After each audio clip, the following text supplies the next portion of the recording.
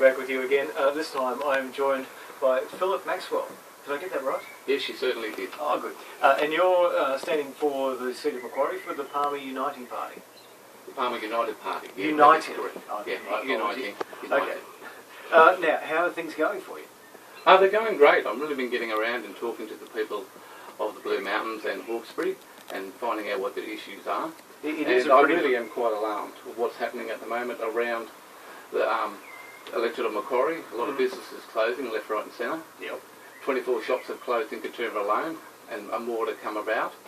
I'm really worried about what's happening in Thompson Corner at the moment. Yeah. I can really see the businesses there once they allow this arterial road to go straight through and not put a bypass through, which I know CAWB, Kate and all her workers have been working hard at. It really bothers me because I know that once they shut off Thompson Corner, people won't be able to turn right into George Street, and those businesses, they'll start to close. They want to use the park as a dumping ground, but they say 20 months. I reckon it'll be over 2 years easily. Yeah, because it's a real concern. projects have been finished on time, have they? No, they never have. Just look at the Great Western Highway. They still have 3 sections that's still not finished. We're in the 21st century, modern equipment. They're not building a new road, they're just widening it. That's right. And it's still unfinished. It is a very vast electorate, isn't it? Massive. 4,374 square kilometres. So you know how big that is. Yeah. So it is a lot of ground to cover. But I'm out there doing my best to do it. Is there a commonality that goes right across the electorate, being sort of almost mountain-based and sort of not being really, only having small pockets of urban development? The biggest concern I've found is people are so worried about the future of not only the electorate but the country as a whole. About businesses closing left, right and centre, unemployment going through the roof. And look, that is a certainty of what's coming ahead, what I've been seeing. If you said to me 6 months ago, look, would I be doing this? My answer would have been no. Is this the first time you've run? First time ever. Yeah, so what inspired you to do this? Because I looked at our two-party system that we have, and I just keep hearing the same rhetoric. I hear the lies. I've been fortunate by throwing my hat in the ring and talking to Clive Palmer when I said to him, if you want a yes man, forget it, because I want to bring the voice of the Australian people back into Parliament, because we're at the bottom of the list. We're the last thing on their minds. I see our present political system as politics for the politicians, by the politicians, with the politicians. Not for the people, by the people, with the people anymore. And I am sick and tired of it, and I've been going around talking to a lot of people, and they are as well. I want to say to the people of Macquarie and the whole of Australia as well, is to say, listen, you do the same thing time and time again and you've expected a different result. It's not going to happen. You have to make the change yourself. I've been speaking to a lot of people who said, look, I've been voting Labor all my life, but I don't really want to vote Labor and I don't want to vote Liberal. Well, then vote Palmer United Party. We are a real alternative. Likewise, I've seen people who say, well, I voted Liberal, my dad voted Liberal. Well, let's pull our head out of the sand and make a real change. Vote Palmer United. We are a real alternative. How do you think the electorate is going to respond come this Saturday? That's like asking me to tell me what the weather's going to be like. Look, it's up to these I can tell what the weather's going to be like. It's going to be 26 with a late shower. Yeah, well, the weather is never always right. They're always getting it wrong. Look, what I want to say to the people of Macquarie is, listen, the ultimate choice is up to you. Your vote does count. It does matter. And we, the Palmer United Party, our main goal is about bringing the voice of the Australians back into Canberra. If you look at our party, we actually have a candidate across every electorate. Yeah, I heard that, which is... we have everyone representing the Senate. So if you vote for us, we can make a real change. But you, the people, have to do it. I can't do it for you. Sharon and I have been working tirelessly over the last 3 months to do this for you. I'm sticking my head out on the chopping block here for you people, because I believe in you. I believe that people say, we've had enough, we want to change. Let's keep the bastards honest. Tony Abbott says, let's have a new government. Well, let's have a new government. You're only going to get that by putting in a new party, aren't you? Come on, Steve. Nicely done. Now, assuming that you don't actually get over the line in first place, where will you be directing preferences to this Saturday? Look, under legislation, I have to do the preferences. So I put the minor parties at the top, and I've had to split the Greens and Labor because they're preferencing each other, and I put Liberal in the middle. Look, realistically, people, vote one for me, so those preferences don't have to come into play. But if really you want to preference it your way, then do it. Because under legislation, I have to do it by law. I don't like the preferencing system. I think we should get back to who you vote for, what you're getting in. Under legislation, I have to mark a preference. I've got 8 on the ballot, and I have to mark them. Right. But you, people of Macquarie, select who you want, but just mark me as number 1. Philip, Daniel, Maxwell. Right. But a lot of people go along and they get the how to vote card and everything else, and so they choose, they want to vote Palmer United Party. So they'll get that. And I think a lot of people believe that that's what they've got to follow. They don't have that option. You put the one where you want it, and then you can sort of number, as long as you number the rest of them. Well, that's the way they want it, because they're all wheeling and dealing. The Palmer United Party, we're not have any alliance with anyone. When you vote for us, it's the party you're going to get. One party. That's why we don't allow paid lobbyists in, people that are sitting on big corporate boards, sitting on organisations that are ruling for the will of those organisations and not the Australian people. You vote for Palmer United Party, that's it. There's not a Greens and a Labor alliance, there's not a Liberal coalition alliance. It's a one party, and we will be your voice come election day. So please, look, it's a window of opportunity. You're not going to get it again. Really, windows of opportunities don't stay open for a long time. So it's up to you. But I tell you what, people in Macquarie, if you don't let me in, that's fine. You want the same old rubbish, fine, do it. But I'll tell you this, don't complain to me afterwards. Okay. Do not complain. Just turning the clock back a little bit, what was your day job before you jumped into this principle? My day job? Well, I'm now the CEO of what I Child Support Advisory Service, and that's about helping people deal with the bureaucratic process of the Department of Human Services. It's a massive organisation. There are 38,000 employees. The bureaucracy is thick. The legislation is thick, and you're full of people that really aren't out there and helping the root cause of the families today. I think the last time I looked, there was 54% divorce rate because of the pressures of society, the pressures of cost of living going through the roof. I mean, the Palmer United Party, what we're going to do is we're going to increase old age pensions by 20%. That's $150 a fortnight. That's so these people that have worked all their life and have a right to live with dignity can have a living wage. You know, but we want to do more. We've got we've got a message from Clive Palmer. It's a yellow bit of paper that's coming out. Please, people, I know you're being bombarded with a lot of paraphernalia. Don't throw it in the bin. Have a read of it first, and then if you're not convinced, do what you want with it. Make a hat. I don't care. Is your greatest enemy complacency of the people? Apathy, I would say. I talk to a lot of young people and they go, oh, look, nothing can change, you know, same thing, same old, same old. And I'm saying, well, listen, there can be real change if you vote for the Palmer United Party. Your vote counts. It might be only one drop in the ocean, but collectively those drops make up an ocean. So come on, people in Macquarie, let's get together and make a real collective tide of change.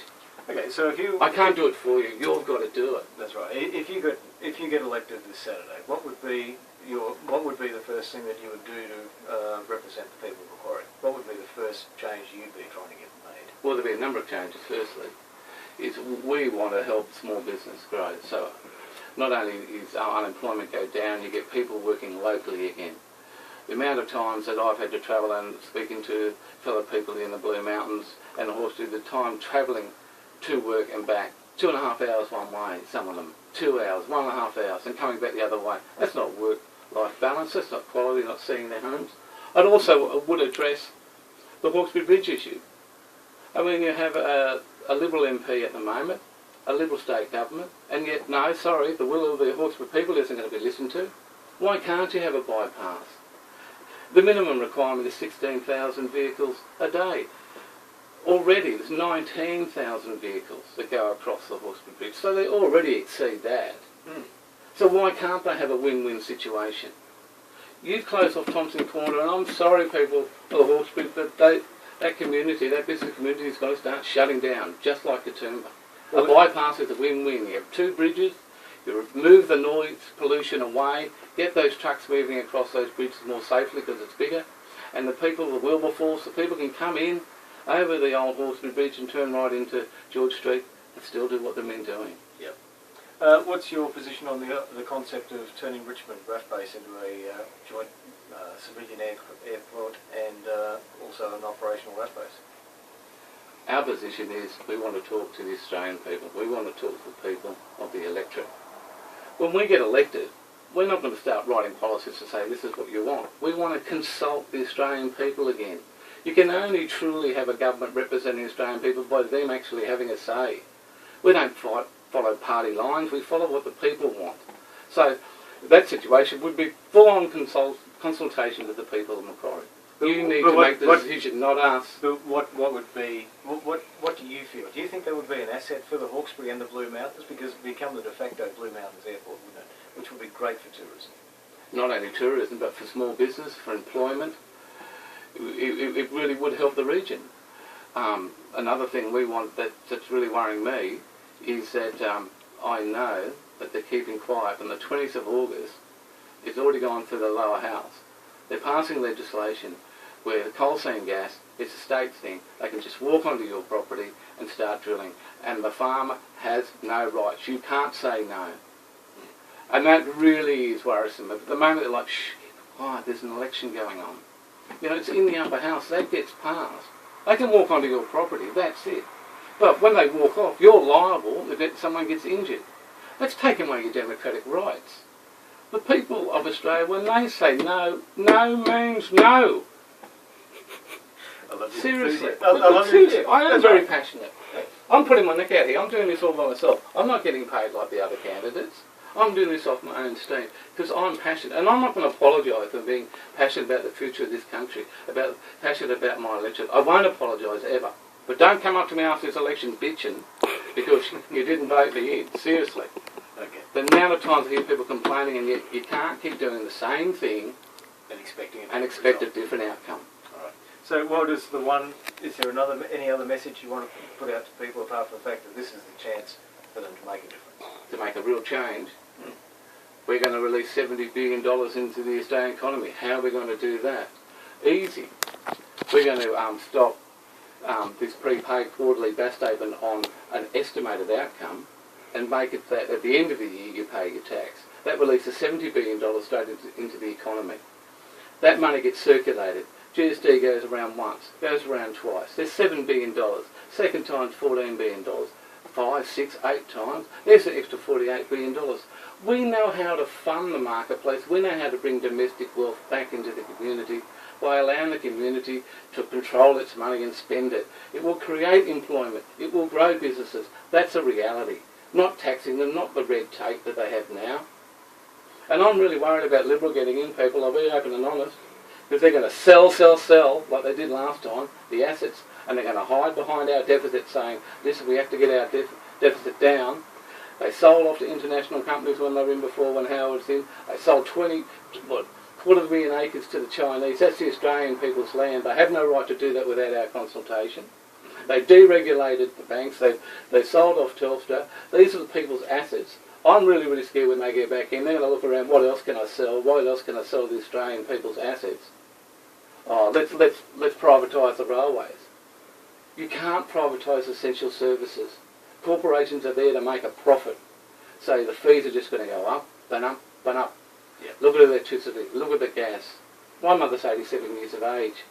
She's by herself and her gas bill was $500. Come on.